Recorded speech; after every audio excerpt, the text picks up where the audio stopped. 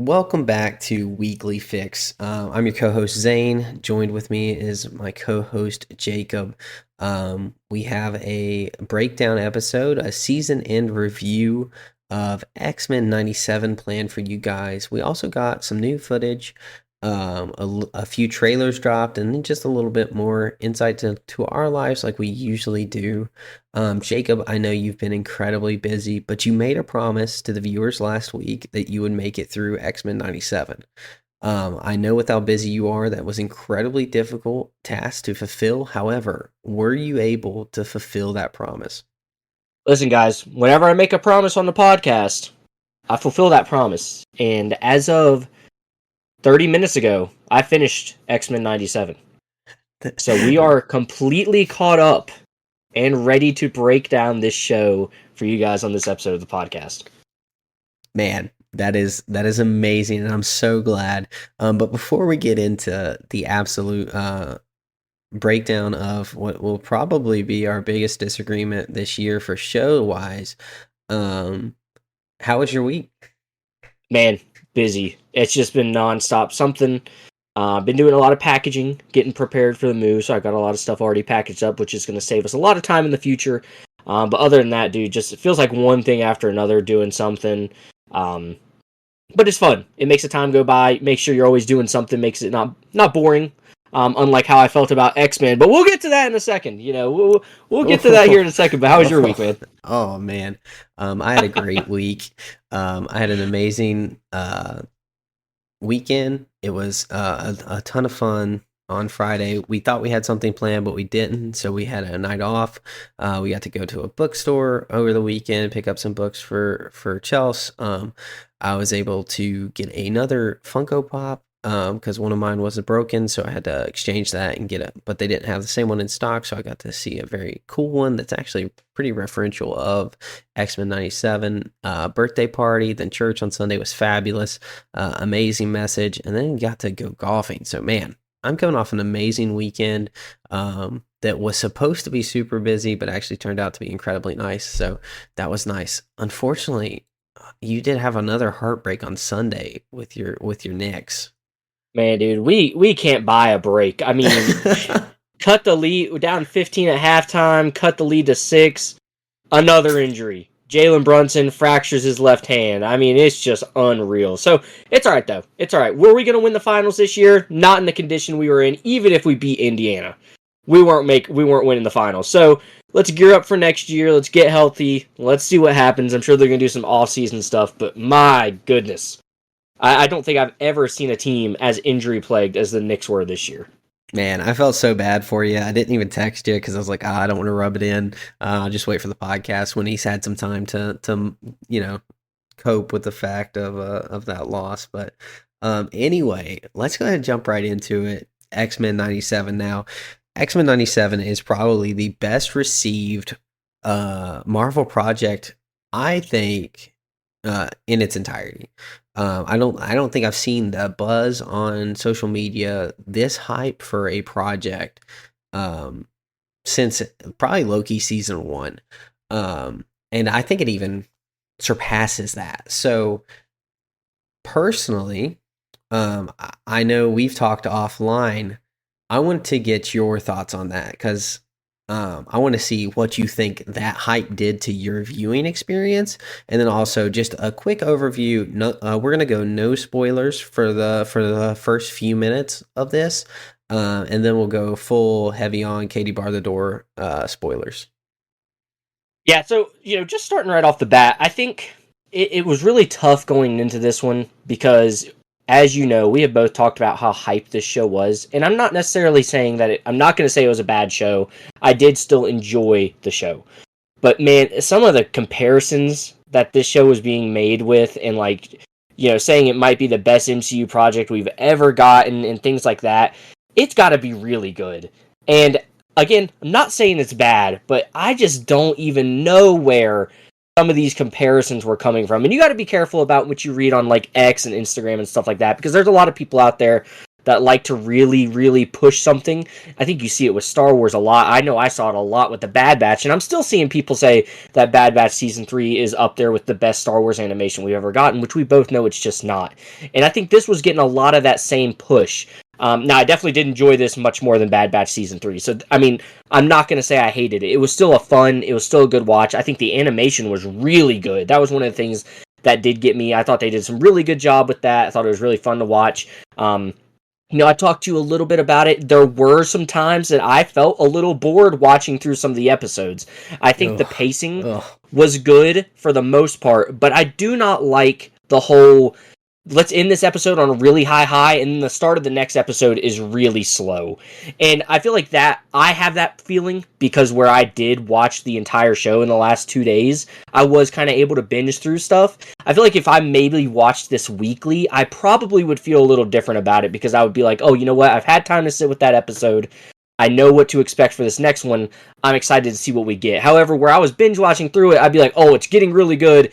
And then it would slow way back down and we'd be back with Storm or something like that. Just a side storyline. We're not going to get into the spoilers yet, but just some of those side things that obviously they're impactful for the story, but I didn't feel like we're as impactful as the actual main plot that we were getting.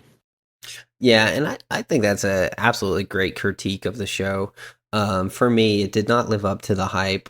Someone said, I think it's on X, I think it's justifiable that we can go ahead and put this above Daredevil as the best Marvel TV show. And No. I was like, dude, you guys have lost your mind. Yeah. It's not close. No. I will say I enjoyed the show tremendously, and it was a great watch. However, I think it's very evident that this is built off of the back of something else, which to me, who was I tried to watch the other one. It's too much time. It's too much time commitment, and the quality just wasn't there after the first two episodes for me to justify putting as much time into it as required to watch. Um, that being said, I don't think you needed to watch that if you know the characters. However, if you are not familiar with the characters, this would be little bit more difficult of a watch and would very much lower your experience. Someone who loves and adores X-Men could be like, man, this was the greatest show because they are so in love with the characters and they're so familiar with them. And this is just an amazing storyline for people that they're very acquainted with that doesn't diverge from who the characters were. However, being thrown into this universe, I didn't feel left out, but I definitely felt like I was missing something, and it was nowhere close to a 10 for me.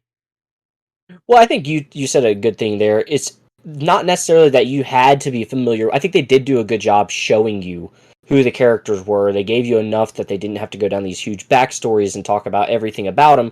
They gave you just enough that you felt comfortable with who the characters were. But I do think a lot of these people that might be pushing it the way that we've seen is, it's the best Marvel show and all that stuff. I really do think it could come down to, I'm going to say a lot of it could be nostalgia based because you got to think a lot of the people that are really enjoying this probably did watch the X-Men 97 show while they were kids growing up. So seeing a continuation of something like that's definitely going to boost your feeling about it. You're excited just to see something from your childhood again, which I think that's awesome. I'm glad people were able to get that experience. But I just don't think it quite lived up to the hype, especially of what we had heard and had been told. It's just not quite there. And that's not to say it's bad. I still did enjoy it. I would definitely recommend it. I would definitely, I'm excited for the season 2 that it's getting renewed for already. I think it's going to be better than season 1. But I do also, I feel the same way you felt. I just don't think, it was built off of something else. I do feel that way as well. And that's actually hilarious. So I know for a fact I enjoyed the show more than you did, Yeah. and I would not recommend this to somebody who didn't watch the MCU. Oh, okay. I just wouldn't. It's an if I was gonna recommend an animated show, I'd rather recommend Avatar. I would rather recommend Invincible. Well, There's other things I would recommend. This would not be in the top. Now, if you like X-Men and you like Marvel and you already have that preconceived notion of, yes, I like Marvel, I would definitely recommend this. And I think it's a great watch.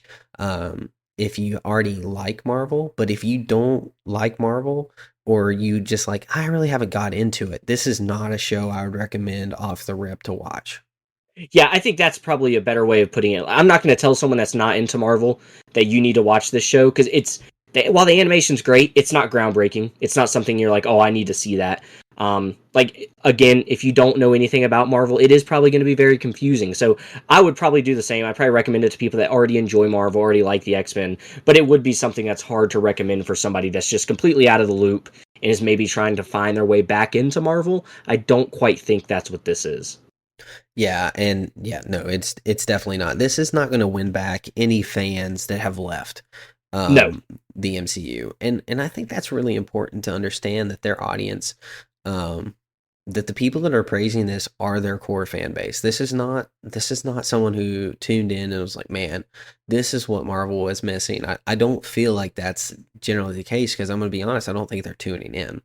Um but I could be wrong on that, but I just it has a 9.0 on IMDb right now, for the season total. We are about almost a week after, not quite a week, the season finale, and it's got 23,000 reviews. That Hmm. is not high numbers for reviews. So this thing is going to go down significantly in reviews, and then as it gets spread about, people are going to be like, I feel like they're going to be like you are. I just don't get what the hype was about. Now, that's pretty much a guarded review of the show, I would say, for non spoilers. It's good. It's fun. Like you said, the animation is very, very good. It's not groundbreaking, but it's very comic booky. Hmm. It has a gritty from the page feel that is like I want to say tuned perfectly for a show. It's not like they're taking, we saw the in Invincible, they did like the Comic Con episode where they made fun of animators like shooting above the mouth and like the character that's There's a talking lot of is that in this. behind them. Oh, I was actually gonna say there's less than of this for the quality that we got. I thought there was more. Um, I actually was going to say they didn't do that as much as I've seen in other shows since that's been mentioned. That's funny that you say you picked up a Uh, bunch of that. I feel like it happened a lot. And that was actually one of my critiques about the show because they Ooh, did do okay. such a good job with the facial animations and all that stuff. And I feel like that really kind of takes away from the artists. I know maybe they were on a time crunch. Obviously, that stuff all does save time. And I'm not saying that those scenes were bad because they do at least a very good job of the details on the face and everything in those scenes. But I noticed that a lot. I feel like it was like 3 or 4 times an episode that we were seeing something like that. And I feel like in a show like this, only 10 episodes, the episodes are right around 30 minutes. That is a lot. Now, if it was something where like the episodes were 45 minutes to an hour, kind of more like your Invincible timeline, you might be able to get away with a little more. But only 30 minutes and you're doing that 3 or 4 times an episode, I felt like that was quite a bit. Okay. And honestly, that's fair if that's how you felt. I didn't feel like that in this, but obviously, I was just really enjoying it for the characters because I do absolutely Wolverine's in my top three characters of all Mm-hmm. times. Yeah, I think he has a great run in this with an incredible ending. Cyclops, I thought this was the best characterization of Cyclops we've ever gotten. By Um, far. By I far. mean, absolute beast. Loved every bit of it. Jubilee's character arc was amazing with Sunspot. There's a bunch of really good stuff, and I don't want to go too much deeper without going to spoilers. Um, so Jacob, do you want to do our ratings now, or do you want to make them wait till spoilers for what you rated out of 10? I think we need let's go through our spoilers because I think that's going to give a lot more reason as to why we're going to rate the things we're going to rate it. I feel like if we don't explain it now, it might be a little confusing why I might rate something away than you do. So I feel like we should just go ahead and get to the spoilers. If you guys are interested in knowing our reviews without the spoiler stuff, I'm sure Zane will put down in the section below when we do get to that, so you guys can skip ahead to that moment. But let's go ahead and get into the spoilers, man. I'm excited to see what you did like and what you didn't like, and I'm excited to see what you think of the future of the show because we know it's obviously getting a second season. Yeah. Now, I will say, I will put down in the show notes below, or if you're listening on Spotify, you can just go ahead and click. I'll go ahead and click right to the moment we rate it, so you don't get any spoilers and you can see our rating. But yeah, for the spoilers, man, this show was a lot of fun. I thought some of the best part of the show for me was the characters Mm-hmm. Cyclops, uh, Wolverine, Nightcrawler, and then I really, really enjoyed Bastion Nimrod character reveal for the absolute bad guy at the end. I thought that was Mhm. amazing. I thought that was a really good point. I had some low points, and you can probably guess them.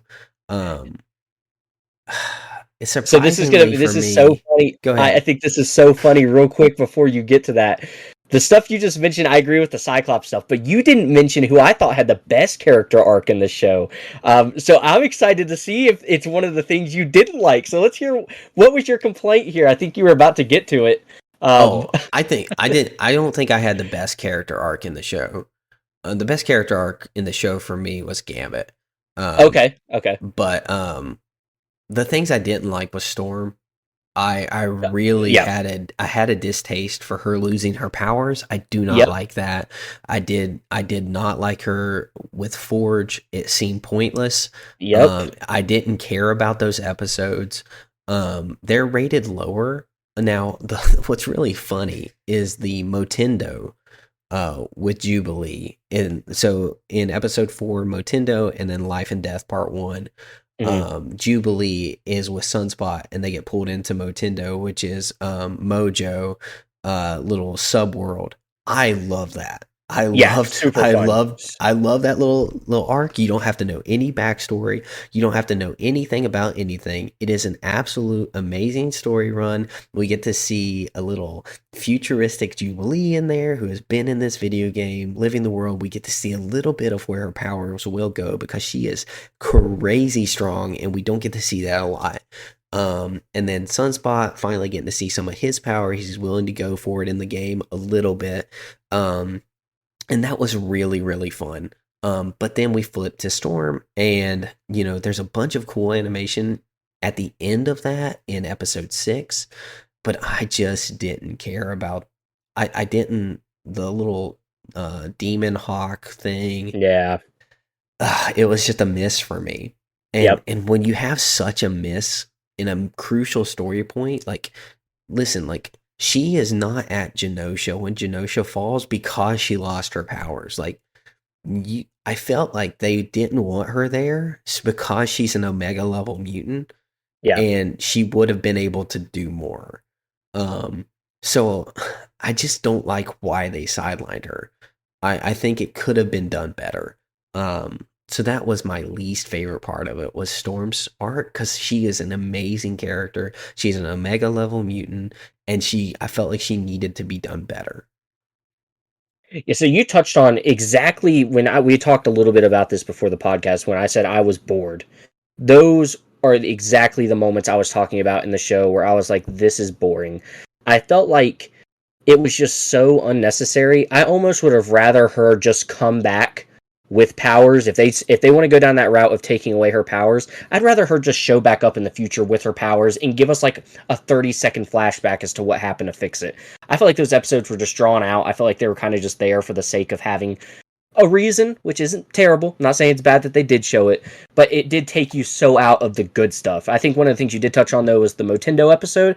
That was one of the episodes where I really felt like they were flexing their animation skills. I felt like those episodes were so good, so cool to watch. There was really fun animations. And we talked about it before of why animation is so fun for stuff like Star Wars and Marvel is because it would be impossible to make Jubilee's character in live action. Now, not to say they're not going to do it at some point in the future, but it wouldn't hold the same weight because the fireworks are so cool looking. And we get to see her really doing that stuff inside of the Motendo world thing. I loved that. I thought it was really cool, really fun. But I think you hit exactly what really took me out of the show, and one of the reasons why I don't believe and I can't believe it is as hyped as it is because of those storm points. Yeah, and I think this is the benefit of weekly releases, right? That was 4 weeks ago for most Yeah, people. Actually, yep. I'm sorry, that was 6 weeks ago for most people. So, like, they really got to have 3 weeks of finale, and the finale was amazing. I think the 3-part finale was spectacular. I think they did amazing work with that. I thought Nimrod was amazing. I thought Professor X and Magneto's character arc was really, really good. I liked Cable in it. I thought one of the weak points in the finale for me was the Phoenix Force coming up and then Jean Grey being Yeah, like, she's gone, it's gone. Okay. A little bit ex machina there, and then a little bit silly to just say it's gone. Um, because it's not, and everyone knows it's not, it's still in there. But anyway, I thought like that was really good. And then Genosha, maybe the strongest episode with Gambit making the yeah, absolute sacrifice play. awesome, awesome. Dude, I mean, that moment was amazing. And I loved every second of that. I mean, I felt the emotion, even not being super familiar with these characters. They have such a strong bond that you feel their bond so well, that you really get to experience the emotions through them. Um, and then getting to see Magneto as a hero, trying his best Yeah, to be a little hero. asterisk there. Yeah, yeah, we know he doesn't. But and then like understanding like his issue with it, and what like people are cruel, people are harsh, and then seeing that violence is not the answer. I mean, it's a good show. It's not great, and I think the hype hurts that. I think people sitting here watching this will get to episode 6 and be like, uh, dude, I'm not seeing it. I'm not Yeah, seeing this being the greatest thing ever. They'll see Genosha and they'll be like, whoa, that was incredible. What a send off. Amazing. And then you'll go back to Storm and frickin' Professor X, who they don't know who it is. They yep, don't know that he faked his death. They don't know that he's on a galactic engagement. Like, they don't care. I want to see what happened on Genosha. I want to see what's going on with the X-Men you've been telling me about for the past 5 hours. Like, I just think that was a big misstep in order. If you wanted to tell the Xavier story, don't tell it after Genosha. yes, I don't that was going to be one of my other main problems with the show. Is they ended up fixing it. It does get better, but the Professor X stuff at when he first comes into the show, it's not good. It is It's paced bad. terribly. It is timed terribly. And eventually they do get around to him playing a good important role, and you actually like his role. They do get there. They do get there, but it just takes too long. And I agree with what you said. A lot of people that are watching this, they're going to be like, well, if they weren't familiar with any of that stuff, they're going to be like, well, what is this about? And really, we don't hear anything more about what he was off doing. He just comes back. And that was another issue I had with it. It just felt out of place. It felt really forced. And again, I do like what they eventually get to him. When we get to the season finale and talking about that a little bit, him and Magneto's connection really becomes very important. But I just felt when he first got reintroduced into the show, I thought it was just bad. And when I first saw it, I was like, this is one of those moments where I'm just not feeling it. Yeah, and the whole race, it's just not something we're super familiar with. And that's okay. Like it is built off the back. I don't know if that was explored more in the animated series, and I'm sure it is. Gladiator was a character that I was cool to see. Yeah, Um, he was cool. there's some cool moments in it. However, when you're looking for a show, and I think about this kind of in music, when you think you have a really good album, there's never a song you skip. And I know everyone, just so you know, Jacob hates music. He doesn't listen to it. He dislikes it. But when you have a good album is characterized by not no skips. Like if you can listen to the entire thing without skipping a track, that's a very good album. And then on top of that, if the album plays off of each other, it intertwines. There's characterizations. There's a sync to the album. It also improves the music and makes it better. And shows are a lot like that. It's like, hey, was there a misstep? Okay, we're no longer at 10 territory. Was there consistency throughout? Was the quality the same all the way throughout? Did it build? Did it have the right payoff? And so a lot of these things, like they did really good. They had great hits. I think actually the best line, um, one of the best lines in the entirety of Marvel was said in the show, and I can't wait to drop it. I'm excited to talk about it, but I want to say that on a good note. But it's just we had some missteps, and it benefited for me because I caught up at episode 5 or at 6. episode 6 I caught up, and so then I got to see Rogue go on her mission by herself, and then I got the 3 weeks of watching the finale, which was really fun. Hmm. Um, so I think I benefited by the end spacing being as spaced out as it was, whereas you just watched that like probably yesterday. You saw the Xavier episode. Yeah, and that's where I even said that. I think I might have a little poorer of a taste in my mouth because I didn't get to experience the weekly episodes. I do think that helps with the pacing. When you're watching it back to back to back, it can really, like I said, when you're having those really fast paced end episodes, and then it just gets completely shut down when you get right into the next episode right after you got off that does hurt it in my opinion. So that's why I've Oh yeah. said, that's my experience with it. Obviously a lot of people that got to watch the show in the entirety each week, they probably did have a really really good time with it, and probably more fun than I had with it. But that's, again, still not to say it's not a good show. You touched on Rogue, which I thought she was also one of the best character arcs in the entire show. I really liked her character. I think they did a good job of showing her grief and the way she was Mm. dealing with things. I thought that was fun. One thing we haven't touched on was, I think Marvel took a step in the right direction with cameos in this show. How did you feel about all the cameos that we got? Oh, the cameos. So I first off, I think Morph is insanely overpowered and Yeah. underutilized. Yes. If you can turn into the Hulk, let's I don't know why you don't just do that all the time. But anyway, the whole cameo for him was pretty cool. We got to see Fantastic Four from Morph. So a bunch of the cameos weren't actually cameos. It was just Yeah, they were. Yeah. Morph using the powers. I think the best cameo in the show, from my opinion, is Daredevil. Now I want to explain this position a little bit. I enjoyed the cameos. However, I didn't enjoy what any of them were doing. The only character that we saw a cameo that seemed like he was actually concerned at helping was Daredevil. We see Iron Man and Captain America doing nothing. Um, we see Black Panther kind of staying there, and then eventually he breaks the glass and kills some people, or sentient whatever sentinels. Prime Fights Sentinels. some the Prime Sentinels. And then so we get to see some other really cool cameos. We get to see Spider-Man. He's there, but like they're not doing anything. And I liked seeing Daredevil trying to help. He's a street level guy, and he was trying to stop crime while the world was going into pandemonium. And then he got blasted by a Prime Sentinel, and we got to see Cloak and Dagger come to the Mhm. rescue, which was also very cool. To pull them in, we haven't seen them in the MCU yet because the Hulu series haven't been canonized yet. Um, but that was really cool, and I enjoyed that. I really enjoyed the cameos. I I do think that if you introduce them though, they have to start doing something in the show. You can't have these major events and them not show up.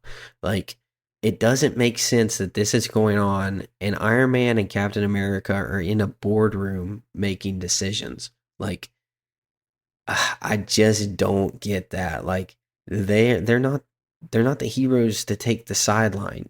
Like, and then even like you get to see Captain America go and looking for Bastion, but like well he's not looking for Bastion, he's looking for Trash at that time. Um but like he then is not seen again. He just kind of rebuked Rogue and then said let's do it right, and then we don't see him again. So it just feels odd to me, a little bit of the cameos without them doing anything. And that's the tough part about doing cameos, is that like when you have these mega world events, you have to show them doing something, or at least that they're tied up. Like Daredevil was tied up with street crime trying to help that area. If we would have seen Captain America and Iron Man trying to save or help or fight the Prime Sentinels or something, I feel like that would have been better than in the boardroom. See, so the morph cameos aside, because I don't really consider those cameos. It was cool to see those guys. Obviously, Mr. Fantastic, Hulk, and that stuff. I think I felt the same way as you when we got to that final episode. I literally was thinking in my head, we've seen Captain America, we've seen Spider-Man, we've seen a couple of these guys. why haven't we seen them partake anything? Because we've heard multiple times in those last few episodes, the end of the world is happening in 12 hours. So we Yeah. know the stakes are high, like high, right? And we also know, though, how powerful the X-Men are. I mean, you could probably say, I know there's people out there that argue the X-Men are stronger than the Avengers. So I understood that aspect of it, exactly where you're coming from. I felt the same way. I was like, Iron Man should be out there fighting. Captain America should be out there fighting. But when they did show us that, Daredevil was in the universe, but he is actively fighting out there, and we saw Cloak and Dagger, and we saw, I know Black Panther didn't really do a whole lot, but then he does break the glass to fight the Sentinels there. I did kind of like that play as far as cameos go. I do agree with the Iron Man and Captain America. I also do kind of see them both being in that boardroom too at the same time. Obviously, we know they're both very frontline type characters, but I also could kind of see them in that situation. The Primes, the Sentinels hadn't really gotten there yet. They obviously did get there eventually, but at first they really might have just been discussing what they're going to do about Magneto. And the president's going to have, the two most powerful Avengers. Well, powerful in quotation marks, not, sheer strength because Hulk wasn't there, Influential. but yeah, influential Avengers. He is going to have those two guys there and kind of be gauging what they think they should do about Magneto. And then, when the Sentinels show up, I think that's when they should have been like, all right, we can talk about this later. We got to go. I did still like, though, how they did play with the cameos. Like, hey, they are street-level crime guys like Daredevil. Like you said, he is out there just fighting the Sentinels that are in front of him. So I did kind of like that aspect of it, rather than them... If they would have just showed us, like they showed us Captain America, and then we didn't see him again, I think that would have been worse than what they did do. So I think No, they did do a absolutely. better job of cameos than what we've previously seen from Marvel. And I would agree. I agree that they did better and that it was fun and it was good to see them. However, that is my complaint, is that now you've added complications into the show. And I mean, we've had that with other Marvel movies. Like, we Yeah. know, like, how many times have we said, why don't they call up Doctor Strange? Or why don't they call up Captain America or Thor? Or, like, send them an email, right? You know, um, Well, that's the problem with Marvel movies now, right? You really can have that. You could say that about everything. Like the yeah. Spider-Man movies. Why isn't Iron Man there more? And then after Iron Man dies, why doesn't Doctor Strange come in? Which obviously he is there helping Peter. But like, why is it? It's kind of like that weird feeling in the back of your head. Like they could deal with this problem probably really fast if they would just team up for a few minutes and end it. But obviously that's why they don't do it. But it's one of those struggles you're going to have when you're building a universe like this. And it really is. However, a lot of the times in the comics, like, you know where the other characters are at, or they're involved. Yeah, And I don't mind as much when the stakes aren't this high. You touched on it. The world is ending. yeah. Like, this needs to be dealt with. Um, so I think when the stakes are this high, the leniency for them not involving themselves is significantly lower. Like, I have almost zero leniency now. Um, Cameos. The high point of the cameos was, I think, that Black Panther line. When they are in the boardroom, I think that may be my favorite quote in all of Marvel now. Um, let's pray that our children read their textbooks more than their Bibles, because only history could forgive what we're about to do. Dude, I was like, I actually rewound, like, I stopped it, I rewound the TV, and I watched it again because I was like, that was sick. That line Uh, goes hard. Dude, I was like, oh my goodness. Because the victors write history, right? Like, we Yeah, know yep. that, like, history is shaped by whoever won the wars. They are the ones who write the textbooks. So I thought that was a really clever line. It was really good. Delivered by Black Panther. He's always tries to be super moral, clearly against the Magneto Protocol here that they Yeah. executed. And I thought that was really good. The best use of the cameo, in my opinion, was right there because he got to say that line, and that was sick. I know a lot of people are really upset that was. Uh, oh man, I just lost his name. I don't have it down on my notes, but that wasn't T'Challa. That was his father. T'Chaka. Yeah. Yeah, T'Chaka. And so I know a lot of people are really upset with that. I don't have any issues with that because I didn't watch the last show. I don't know how you feel about that. I do wish they would just recast Black Panther. I always thought that was a misstep. Yeah, we've talked about that a little bit, and I think they're getting to that, especially with how the last Black Panther movie ended. Um, I think they are pushing for that, but I feel the same way. I feel like it would have just been better if it was T'Challa, because it makes more sense kind of for the timeline that we feel like we're in. Obviously, it's the multiverse and they can kind of do whatever they want, but it would have been more impactful, I think, if it really was T'Challa. Even if obviously it might not sound the exact same as you know Chadwick Boseman, but it still would have been. I think he would have wanted that. I think we've talked Yeah. about that before. He would like for that character to really be cast as somebody else. But yeah, I agree. That was probably one of the best lines in the Marvels in the MCU today. It was so good. So, before we give our ratings, I did want to talk about the ending just a little bit and explain some of that for those of you who are confused a little bit, because there was a lot there. Yeah, So we do know that the they were sent into several different time periods. So 3000 BC for we had most of the on the group. team Rogue, Nightcrawler, Professor. Professor Magneto. They all got sent Yep. back to there. That's where we And get to meet. Beast. That's where we get and Beast. That's where we get to meet Apocalypse. Now, Apocalypse was the first mutant. So that's kind of his start there. This is before he really turns into Apocalypse. It's really when his origin is. Now, we did get a glimpse. I don't know if you picked up on it. We got a glimpse of the temple in the background. Did you get anything from that? Did you pick up something on that? No, I did not. I want to hear what that is about. So that's Ramatut. So that's one of Oh, okay, the so most Kang. Okay, powerful okay. Kang variants, Ramatut. That's I didn't clearly realize pulled that's what straight that from was. him. Okay. It looks just like his Ant-Man time machine. It looks just like Yep. what Victor Timely created. It's in the same shape. It has circles in very similar areas. So that's representing Ramatut, who went back to actually try to groom Apocalypse into being like his weapon, because Apocalypse is always fighting Kang, because they're along the same power levels essentially. Um, so Apocalypse is actually able to stop King a lot of the time. So he goes back to try to Recruit him. recruit him.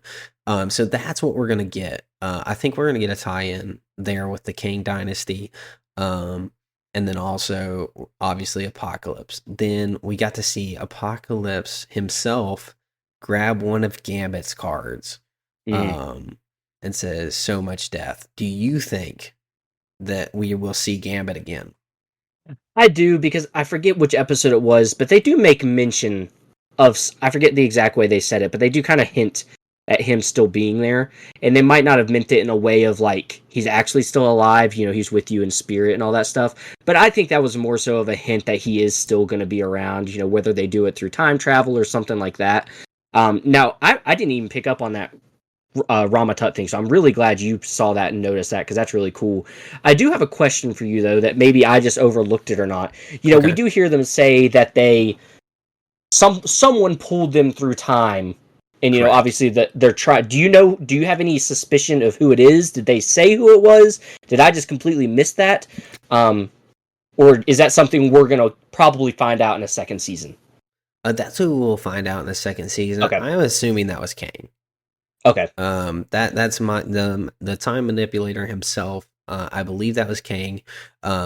We need Cable, and so Jean Grey and Scott Summers got sent to the future to an apocalyptic wasteland where they'll get Yep. to raise their son, essentially. Which is Cable, which I thought was a great add to the show. We didn't Yes. touch Yeah. on, um, and we don't know where Storm, Wolverine, Morph are. And Oh, so that's true. Did not I see where they did got pulled. I did see a theory that they didn't get pulled anywhere.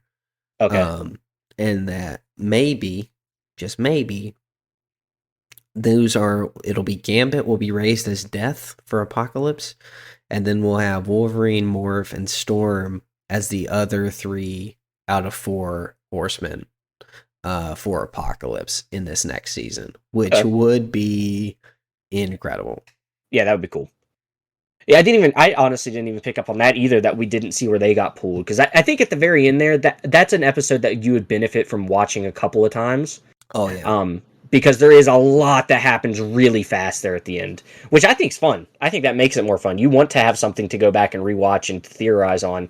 Um, but I do love the direction that the show went towards the end, and I think, like you said, the three part finale. I loved it getting to binge it, but I think watching that week after week would have probably been incredible. So I think that if they can continue that momentum with the second season, I think that's why I'm saying I think the second season could be much better than the first one. I think they might learn a lot. I don't think there's no way we're the only people that felt that way about the Storm stuff. So hopefully that there were some other people that voiced their opinions on those things, and maybe they're like, oh, maybe we don't need to veer off the path as much. But yeah, the finale was really good. But I'm glad I didn't miss on who was the one that pulled them through time, because my running theory, which wouldn't have made any sense, but just like quickly, because like I said, I watched it like 30 minutes ago. I kept noticing they kept panning when they were showing Forge, who he had seen was presumed dead on his board. I felt Yes. like they kept putting an emphasis on the Scarlet Witch being missing. And I Yes. was wondering if maybe she had a little bit to do with that little ending thing there. I think the Ramatut thing makes way more sense. But it was interesting to me that I felt like they were doing that on purpose. I felt like we saw that picture of her missing a lot. Well, did you get to see her? Did you pick up where she was actually Yes, I saw her shown? in Magneto's ship, Yep. Yeah. but that's the So her only and place. Quicksilver Yes. So I don't and know, and I don't. Polaris. Yeah, so I don't know how that's going to work out either. So there's just a lot of fun stuff to theorize on this. No, Um, and there's a ton to unpack, and we honestly haven't done it justice for how much it is, but it was the entire show recap. So yeah, we're not trying to do an entire breakdown of everything, but just give a good overview of what the show was, what our big points were that we liked, and I'm sure I missed a ton of stuff because I really yeah. did. I really enjoyed the show, which I think you'll see in my rating. But before we give our ratings, do you think this is going to play into Deadpool at all?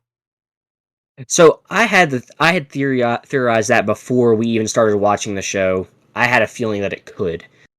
I don't know now that it even should. If they do, I just because I do like the story that they're going with here, and I don't feel like it needs messed with. And I feel like if they do include it in the Deadpool movie, that could really mess some things up, and it could create a lot of plot holes that we don't need and we don't even have right now. I feel like this show do a good job about not giving us plot holes. Um, so will it? I'm gonna say no. I don't think they will, just because I think by the time this show came out and they saw how popular it was, I think the movie had already been kind of wrapped filming.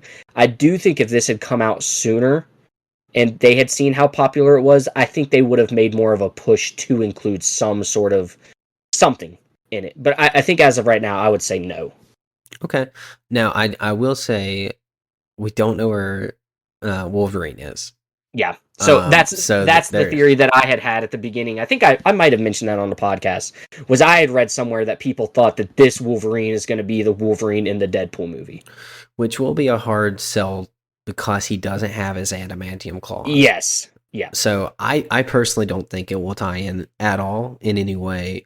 And I think the way that he's going to get his claws back is he's going to be a four horseman of the apocalypse, and I think he's going to grant him those back, and kind of a way to get his adamantium claws back.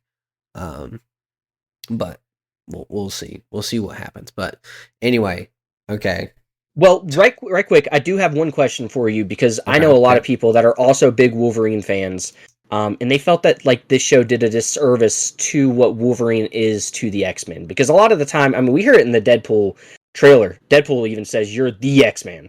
Do you feel like this show did a bad job of giving us, a really good Wolverine, or do you like the direction that they went with him?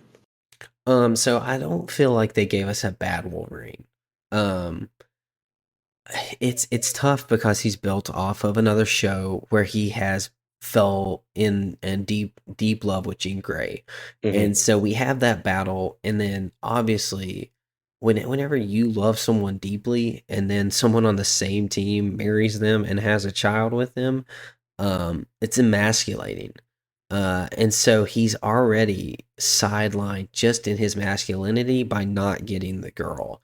Yeah, So which I I think liked, honestly, it's tough.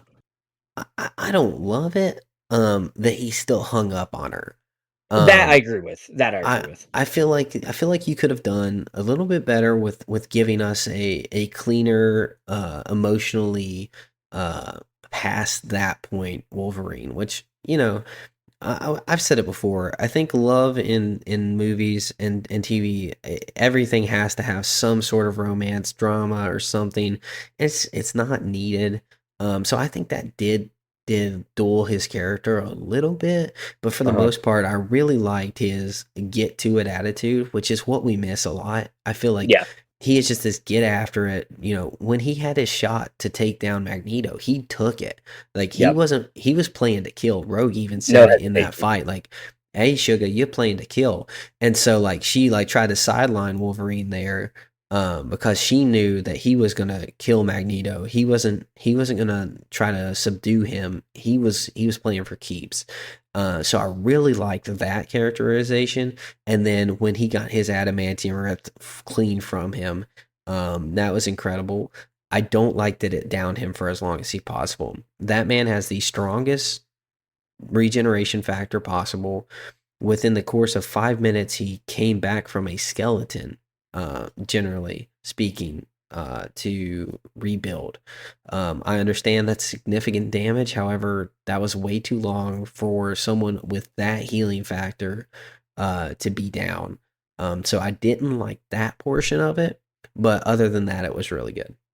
So you touched on something though, like with the playing to kill thing. I did like that because I think that's very in character for Wolverine. I did not like the execution. That was one of the things that bothered me a little bit about it was the cheap shotting aspect of it. I think it would have been way better, and I feel like this is where I feel like Wolverine was sidelined a little too much in this show because we do know him as probably the X-Man, right? Obviously Cyclops is the leader and all, we get that, but really Wolverine is kind of the guy. And I felt like that moment would have been way more impactful if it wasn't a cheap shot. I did not like the cheap shot aspect of it at all. Because I think Magneto and Wolverine, I mean, that's like a hero villain fight that we've had for a long time. I would have liked to have seen them really go at it rather Oh, than kind of get a little bit of a cheap shot there. and the only way that happens though is if he rips them, like if he heals and then gets a shot in without adamantium, because it's a hard counter, right? Magneto can Yes, yeah. literally puppet master Wolverine, so the only way he's getting a shot in at all is a cheap shot from behind. So I don't mind the cheap shot because he was literally the last option. He had been knocked down pretty hard. He had done pretty good in that fight, especially given Magneto literally hard counters him. Um, and so if in the finale we still would have been fighting Magneto, I think that would have been a really good time for him to shine. However, it's just not that moment. So I Yeah. don't mind what we got there. I just wish he would have recovered sooner. Um, in the finale, I don't think he needed to go after Magneto again or anything else. I just wish he would have at least been awake. I felt like that was a silly move. Yeah, I was curious because I know you're such a big Wolverine fan, so I really wanted to hear your take on it. I personally didn't mind him being sidelined because we have gotten a lot of Wolverine stuff over the For years, sure. so it was nice seeing some of the other X-Men get to shine because that's something I feel like we don't get as much. Usually Wolverine is the main guy. So I thought that was fun, but I did want to hear from like, a real Wolverine fan how you felt they handled the character. So I'm glad that you at least got to enjoy that part of it. Oh yeah, absolutely. And I'm excited to see where they go with it. But yeah, it was nice to spend so much time with all the other characters. But we are running out of time. The This was a much longer talk than I was expecting, but I have thoroughly enjoyed it. Kind of like X-Men 97. So, Jacob, what is your rating for X-Men 97? So I think you're expecting me to rate it lower than I'm going to. I still really enjoyed it. I thought the animation was, it was better than the What If stuff, in my opinion. I don't know what about it I liked more. I just did like it, and I think there was a lot of similarities. But I think what you said about the grittiness and the comic feel of it, love that. And I think that's something when you're debating an animated show, it does have to play into your score. So that was one of the spots where I felt like it did a really good job of. It definitely gained my appreciation there. The story I felt like was good once we got going, and I think you agree with me though. The storm stuff really did put a damper in it. And there was a few other stuff that I didn't really necessarily like, or that some stuff that I wish we would have got to touch more on. But overall, I think it was a really good show. I'm gonna rate it at an 8 out of 10. I think that's a really good rating for. Whoa. Yes, I think that's a good rating for a first season of a show. I didn't hate it. I did find myself bored sometimes, but I'm not gonna knock the show for that because it really was just the storm stuff that I found myself bored sometimes. So I'm gonna say 8 out of 10. I think it's still really good. I do think season 2 has the potential to be a 9 or maybe even a 10 out of 10. But for the first season, I'm gonna give it an 8. Dang, that is mind blowing to me. Cause man, I could have swore you were gonna pop in here with a 6 No, or no, you know, no. like I still like appreciated what dude, they did with it, whenever you but text me and be like, dude, I'm bored with this show, like I'm like, okay, dude, this guy hated this thing. no, no, I did not hate it. I told you that. I said I still enjoyed it. I still liked it. It was missing a few things, and it's sad too because it had the potential to be a 9 out of 10 if they just get rid of a few things and Oh maybe yeah, touch on a couple absolutely. of other things. And I think the potential's there, like I said, to be a 10 out of 10 for a season 2 if they can fix some of those things. I'm already more interested in season 2's storyline than I was all of season 1's. So I think that says a lot about it. I think it just took a little too long to get to where we got. But overall, 8 out of 10. I think that's a great score for the show. Oh man, absolutely. Yeah, that's mind blowing. For me, it was always going to have one knockoff just because it built off of something. And this is my personal rating, not a knock on the show, but it built off something that I didn't watch, and it was crucial to understanding the characters. I didn't feel left out, but it definitely did lower the enjoyment for me just because I felt like we were missing something. There was more to the story, and I didn't feel like the quality that was before lived up to this quality. And then, like Jacob said, there were some missed steps in this movie or in this show, which automatically, to me, if it's perfect, it's got to be perfect. So we're not in 10 territory, and I actually was going to rate it an 8 or a 7. Okay. We don't do half points for me. So I was going to go ahead and give it an 8 because of how good some of the episodes were. Specifically, episodes 5, 8, 9, and 10 Yeah. are just incredible. And I really, really love those and the potential for the future. Went ahead and rounded that up for me as well. But an 8 out of 10 for me as well, which is a weekly fix. Tied rating. Man, there is no way on this planet I thought you were going to give this thing an 8 out of 10. I, I I told you. I tried to tell you. I said it's not bad. I'm not hating on it.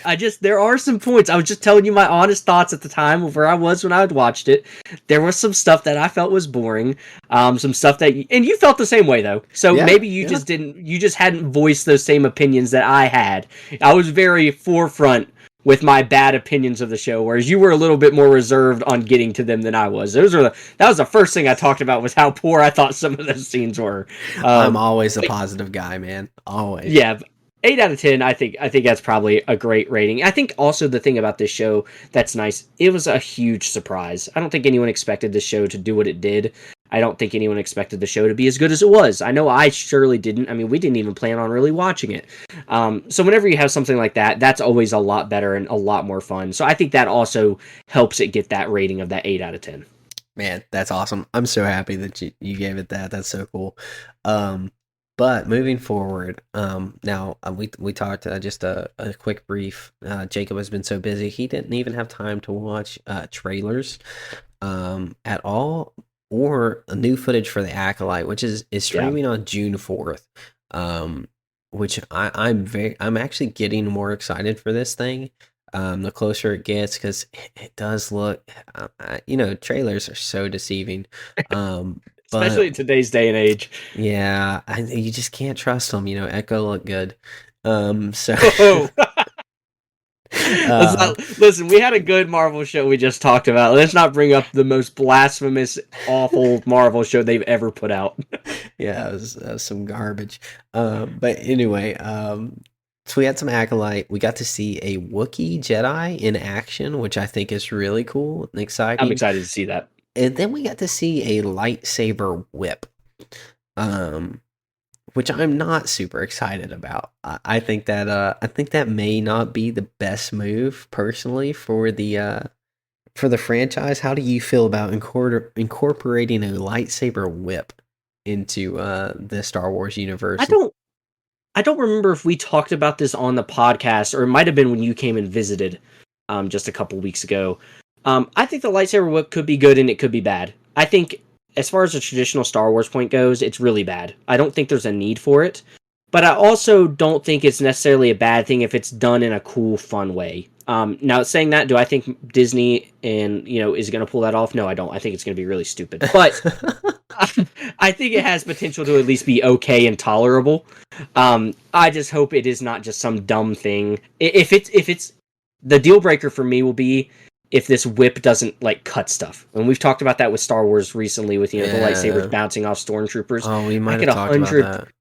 I could 100% see this lightsaber whip literally being able to like wrap people up and stuff, and that would be really really It's like the stupid. lasso of truth. Literally an Indiana Jones lasso. So that's my concern with it. I think it could be cool. I'm gonna give them the benefit of the doubt for the time being and not hate on it. But that's where I'm at with it. I think it's gonna end up being really stupid and really bad. But we'll wait until we actually get there I, before I give my full thoughts on it. I just have some canon problems because even to use a lightsaber, you have to have the force, or else you'd just kill yourself. Um, Partially because you have to force sense where they're going to hit. You have to force sense to be able to use it.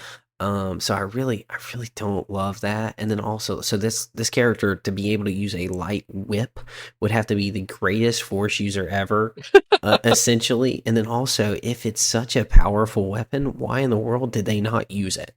Yeah, that I'm Like, telling you, man.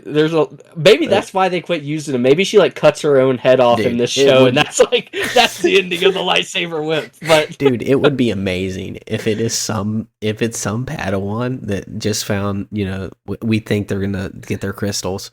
Um, he just finds a Kyber crystal, he puts it in, and he's like, "I found this mod to make it a whip, guys," and he like goes to use it, and it like cuts him in half. Like it yeah, would be, I'd be like, and they'd be like, and that's why Yoda comes on the street and it's like, that's why we dude, use this is like, straight lightsabers, guys. oh, dude, I would love more than anything for that to happen, but we both know that's not going to be what Oh, happens with the not a chance. lightsaber. Not a chance. That would be hilarious, though. They I would can't sell thoroughly toys enjoy if that. that's the case. They can't sell Yeah, I would toys. thoroughly enjoy that. But no, that's not. It's going to be something that they take way too seriously. Um, yeah, like I said, I feel like it's not going to even cut stuff. I feel like they're literally going to use it as like a lasso. So it's going to be interesting. It's gonna be fun. But I haven't got to see it yet. So I know you said that they showed it off in a little clip or something Oh, like that. it's literally it may be 2 seconds. Okay. It's a TV So spot. You see 2 seconds of a Wookiee, 2 seconds of a lightning whip or a lightsaber whip shoot out, and then it's all pretty much reused footage. But yeah. I So will say the Wookiee I'm excited about. I think that'll be cool. I as think long that's yeah, something we haven't really got to see a whole lot. I mean, you see a little bit of it in the Clone Wars, and we see a little bit of it Benji. in the Bad Batch. Yeah. So I think that's going to be cool because, as far as a lot of Star Wars fans are concerned, the Wookiees aren't force sensitive. So that's going to be a cool change of pace. Because it's one of those things I think that they're continuing to show is that everybody can use the Force. They really harped on that in Ahsoka. So I think this is a cool way of kind of showing that a little bit more. And Wookiees are awesome. So hopefully he can actually speak and we can understand him. That would be really cool. But either way, I think it's going to be really cool to see a Wookiee Jedi. Yeah, which should be neat. Now I'm gonna skip our gaming segment because if you didn't have time to watch a trailer, I'm gonna And I have assume you not haven't played been playing video games. No, dude, I You haven't got to didn't play join. the last game I got to play. I was working my way through Fallout 3, and I don't think I've played it in a month. Yeah, So we know the next game you're playing is AOE, so we'll find one of these nights that you don't have people yeah, coming over. Yeah. yeah, man, we'll get Um, there one day. One day. Absolutely. I actually just finished the first part of the Thor God of Thunder, the God Butcher series, and dude, that thing is crazy. It is so Yeah, good. enjoying it. Oh man, it makes Love and Thunder just garbage. It literally makes Love and Thunder garbage. It makes me Which is funny. so mad. You So were one of the mad. people that held out on Love and Thunder. You would always give it the benefit of the doubt. You said you had fun with it, I but did. it's funny. It's funny to hear you're just completely in the opposite direction Oh now. yeah. It's kind of the same way with Avatar, right? The Yeah, live action series. Like it's like okay, like if you didn't see the cartoon, you might think it's fine. But if you know the source material is so good, then every misstep is just highlighted. And I Yeah. mean, this makes Avatar live action look like, it was the greatest adaptation of something you've ever seen. Oh Um, man. I mean, this is some amazing comic book work that was utterly butchered. Um, no pun intended on the God Butcher, but it was rough. So if you have a hankering for an amazing Thor story, I'd recommend picking up Thor: God of Thunder, the God Butcher saga. Yeah, I And mean, I, then I think that sounds really interesting. So it's definitely on my radar now for sure. Oh yeah, it's dude, it's so good. And then we got the trailer for the Rings of Power, Lord of the Rings, which we'll be covering. Here on the podcast, we both were massive fans. Jacob loved it more than anything. Thought it was super close to Tolkien's world that he created. He loved every second of it, and I did too. So, um, I'm just kidding. Jacob hated it. No, he didn't hate it. He didn't hate it. He just is a much more Tolkien fan than I am. Right, Jacob. Yeah, it's not bad. Again, it's not bad. It's just not living up to the expectations of Tolkien. But again, I have not got a chance to see this trailer either. So Yeah. walk me through a little bit of what you saw and if it's something that you're looking more forward to now than you were previously. Um, I mean, the only problem I had really with the first episode was a little bit of with the first season was some convenience issues with Sauron, and then literally people not being able to walk up out of volcanic ash that should have been completely incinerated by that and wouldn't be able to breathe. Um, that's a But other than that, I really liked it. I'm super excited for season two, and the trailer did more of the same. Promised incredible action, stunning visuals, in a very fun Yep. time. We're gonna get to see Sauron kind of come into what seems like his strongest form, essentially. So it's going to be we're going to have more of the rings formed. We're going to get to see them use those, and so it's going to be I think it's going to be a really good time for those of us who are not Tolkienies. Well, like I said, I still enjoyed it, so I'm still looking forward to it. One of the things I think these shows are almost worth watching just because of how visually, like they're incredible looking. So just as far as like a standpoint of cinema and all that stuff, I'm excited to see what they do with season two because I think it's going to look probably even better than season one did because technology's gotten even better since the first season was out. So I think it's going to be really good. And I'm excited to watch through the trailer. Like I said, I haven't had a chance to. But I have heard some good things about this trailer and the direction it's going. I do hope it is more action packed. That was my biggest frustration with the first season was how long it Mm, took to get going. So I'm okay. hoping that this second season really kicks off a lot faster pace. Yeah, no, that's a big qual. Like I feel like people forget how much time they're getting to tell a story when a show comes. They're like, "Oh man, we got all the time in the world." However, we got more Lord of the Rings content in the last season than we did for the entire first trilogy, Yeah. um, which it is sad. It's sad. It needs to be able to tell that more concisely. It needs to be able to have good storytelling, and good storytelling. Like I mean, you can have filler, you can have journeys. However, it like length for length's sake is not a selling point, at least for me. So I really would like them to pick up the pace in the second season, which it looks like they are going to, but we just touched on it. Trailers really don't mean anything because they can No. they can sell you a lie. They can sell you a poopy flavor lollipop because it looks good, but you don't know what flavor it is. So we'll see what this one is. If it's actually decent, or if we're getting the wool pulled over our eyes. Yeah, it'll be interesting. I'm excited for it. Um, like I said, I will probably hop off here and watch the trailer when we get done with the podcast because I'm excited to see it.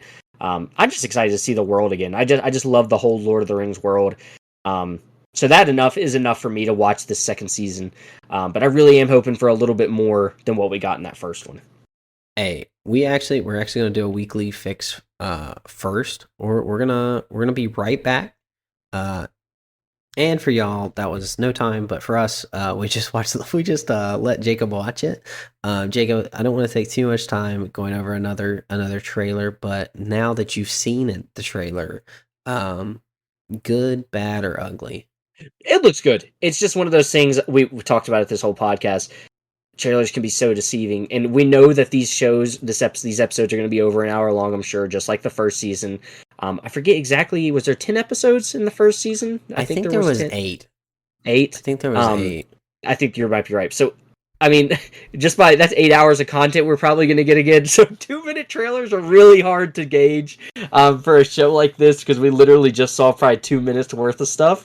But based Promised a off the bunch of trailer, action. yes, and it's all action is what they show in the trailer. So that could literally be one episode, right? So I don't think it's gonna be obviously, but no, it does look good. It does look like they are putting a little more emphasis on the action, which I'm excited about. I think it's gonna be a good story. I think we're really starting to get into some more Tolkien-esque stuff, which I'm excited about. There's a few things I noticed in the trailer that I'm gonna have to go back and rewatch again just to make sure I saw what I saw. But I think they are moving in the right direction with this show, especially after the first season. I didn't think it was bad. I don't think we ever even fully talked about the first season, which that Nah, might be something we it talk was about. way out by the time Yeah. we started this. So that might be something we talk about when we get closer to the premiere of this. We could do a little breakdown of what we thought of the first season. But I think that looked like it was a step in the right direction. Okay. Yeah, yeah. I really enjoyed it. I think it got me excited again. I had missed it. Yeah, 9.6 hours of content is a lot. Yeah. Which is what the first season was, 8 episodes at an hour and 12 minutes each. Um, that's a lot, and that's Yeah. tough. That's tough, man. But I really enjoyed it myself, and so I'm excited for this one. But with that, that is our podcast for the week. Thanks again for tuning in. Now, we do have something very special. We have a few weeks where we don't have anything releasing, and we got really good reception from our Pixar ranking podcast. And we want to thank you guys for tuning in, listening, and then sharing your thoughts, your list. It was a ton of fun to hear us get chewed out for not including certain Pixar films, and then also for and then just getting to see your guys' list, and then also to the appreciation of how we broke them down. That was great and really loved it. So we are thinking about doing another ranking video in our podcast in the next 2 weeks. So we're gonna put a poll up on our Instagram and our Twitter. It'll be open starting on Friday, and it'll run for 24 hours. Cast your vote for what genre you want to say, and then we'll also have an other, and then we'll announce on the podcast on the Instagram what's coming for that following Tuesday. So you can be ready for it. But we really want to thank you guys for just all the clicks and shares. I hope you're enjoying it as much as we are, because it's been a blast. So with that, we'll catch you in the next one. Thank you for listening to Weekly Fix.